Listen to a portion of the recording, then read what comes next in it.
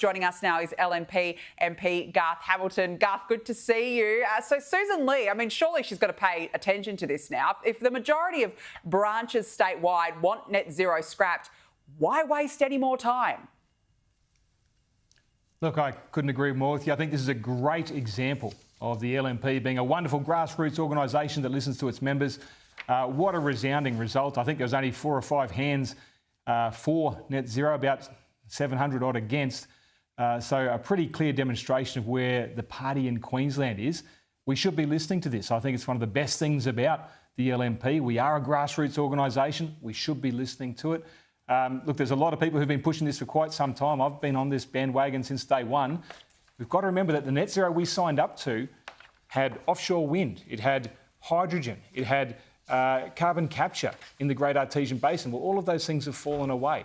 All of the things that we were told we had to do or would make net zero sustainable have all fallen away. And the other part of it, we were told the international community demanded that we did it. Well, they absolutely do not. They still want our resources. There should be nothing binding us to this. Modern Australia wants a different position from us. Yeah, you're absolutely right about that. The other big issue, of course, at the moment is immigration. We found out this week that 1,500 migrants are arriving in Australia every day.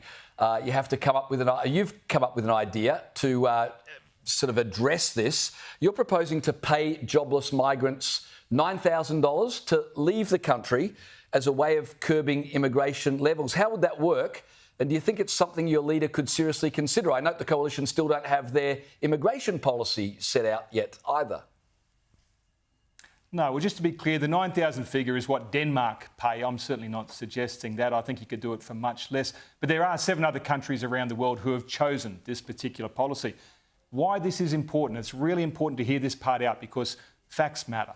We've seen the migration levels coming into Australia rise and they're at record levels. The other fact that came out in January, and this was the Deputy Secretary of the Immigration Department revealed this, that the number of migrants going home has dropped from about 300,000 pre-COVID down to about 200,000 now. So when you look at that net overseas migration figure, we've got more people coming in and less people leaving. And they require 2 very different policy solutions. One is very easy. You reduce the number of people coming in. Number 2 is a little bit harder. Now, Jim Chalmers recognised this issue.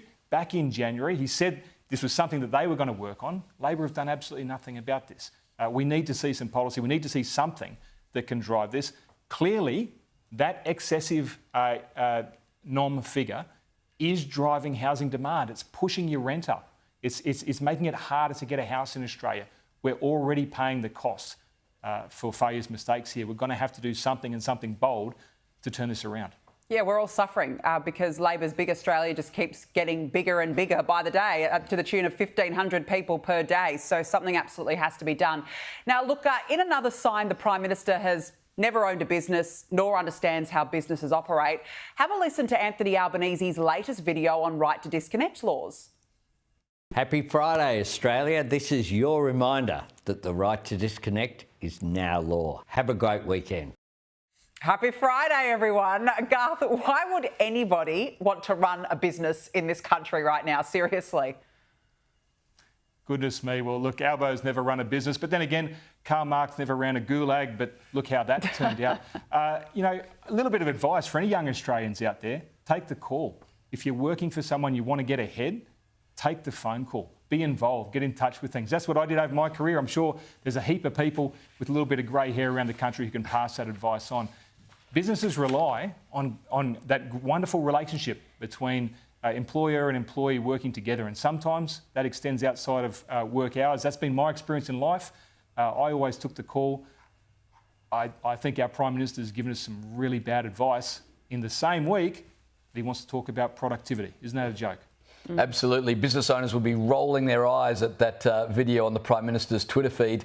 Garth, we were talking earlier about the economic roundtable. I think it's been a complete and utter fizzer.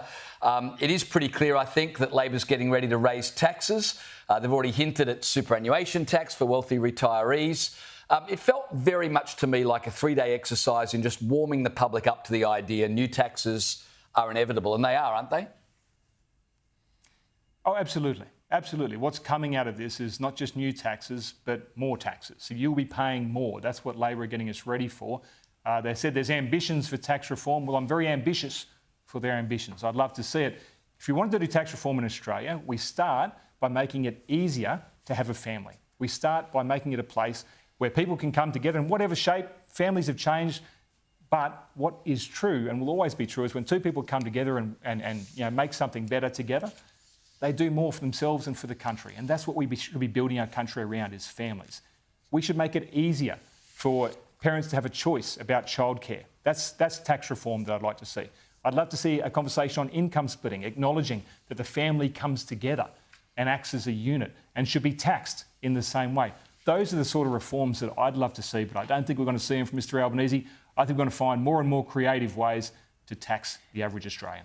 Yeah. Remember what he said to us, my word is my bond. So we know exactly how he operates when it comes to tax, Garth.